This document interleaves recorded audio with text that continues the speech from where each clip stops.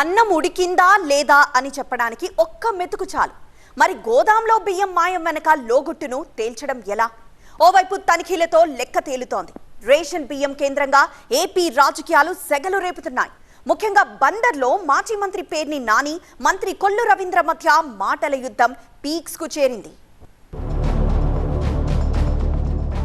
AP రాజకీయం ఇప్పుడు బియ్యం చుట్టూ తిరుగుతోంది. మాజీ మంత్రి పేర్ని నాని కుటుంబ సభ్యులకు చెందిన గోదాముల నుంచి భారీ ఎత్తున రేషన్ బియ్యాన్ని అక్రమంగా తరలించారనే కేసులో విచారణ స్పీడ్ అందుకుంది. తనిఖీల్లో లెక్కలు బయటకొస్తున్నాయి. పేర్ని కుటుంబం దాఖలు చేసిన ముందస్తు బెయిల్ పిటిషన్లపై సోమవారం కోర్టు ఉత్తర్వులు తెరపైకి రానున్నాయి.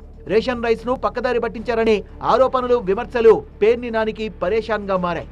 అద్దె వస్తుందని గోదాములు కట్టాం తప్ప తమెలాంటి తప్పు చేయలేదన్నారు పేర్ని నాని. బియ్యాన్ని పక్కదారి పట్టించడం తప్పు కాకుండా ఉప్పెలా అవుతుందంటూ కౌంటర్ ఇచ్చారు మంత్రి నాదెండ్ల మనోహర్. నిజంగా తప్పుడు పనులు చేయాలంటే ఇదే కావాలా? ఇది చేస్తాడు ఎవడన్నా? ఇది చేస్తారా? ఓఎస్ఎస్ ఫర్టిలిటీలో టెస్ట్, ట్రీట్మెంట్స్, థెరపీస్ అన్ని scientifically design in the good hands of science. Mummy daddy అవ్వాలంటే ఓఎస్ఎస్ కి కాల్ చేయండి. నేనేమన్నా పిచ్చోడినా, లేకపోతే హ్యాబిచువల్ అఫెండర్నా? నేను అలవాటు పడిపోయినటువంటి నేరస్తున్నా? మంత్రి పదవి ఇచ్చేది తన ఆస్తులు పెంచుకోవడానికో, తన కుటుంబ ఆస్తులు పెంచుకోవడానికో కాదు, గోడౌన్లు నిర్మాణం చేసుకోవడానికి కాదు, బియ్యం ఎత్తిపోవడానికి కోసం కాదు. మంత్రి పదవులు ఇచ్చేది సమాజానికి ఉపయోగపడడానికి కోసం.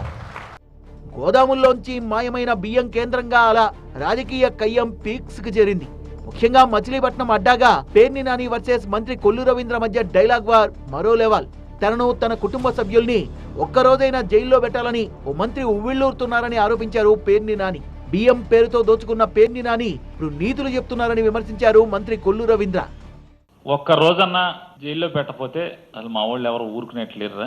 అందులో మరీ ప్రత్యేకించి మీ ఊరోడు అసలు నిద్రపోవట్లేదు.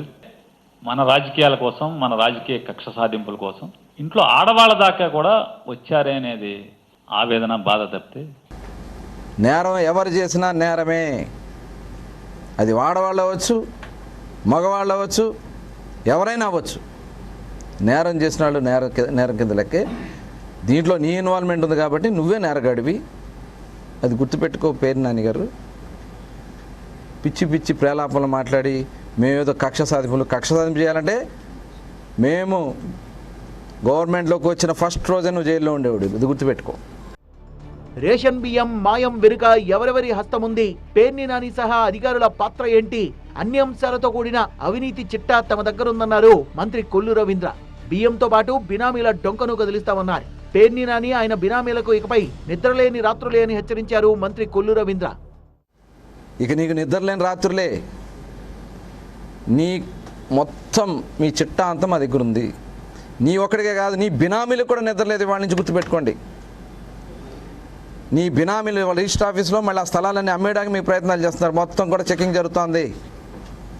ఎవరెవరు వచ్చి బినామీ ఆస్తులు అమ్ముతా ఉన్నారో రిజిస్టర్ ఆఫీస్లో మొత్తం రిజిస్టర్ చేస్తున్నాం. త్వరలోనే ఈడీ ఎంక్వైరీకి కూడా మీ మీద ఈడీ ఎంక్వైరీ కూడా మేము పెట్టించడం కూడా జరుగుతుంది.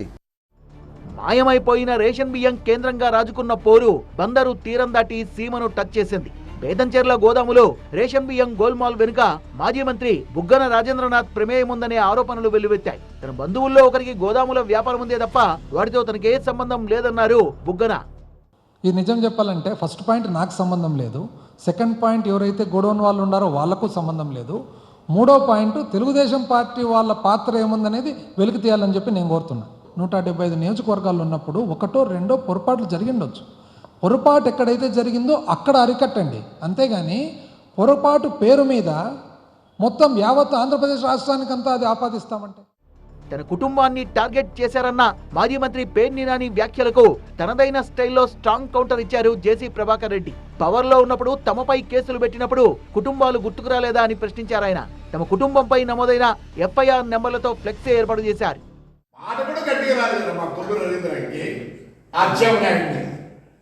అవసరం ఉండే ఆ ముందు ఆనందించలే మీరు.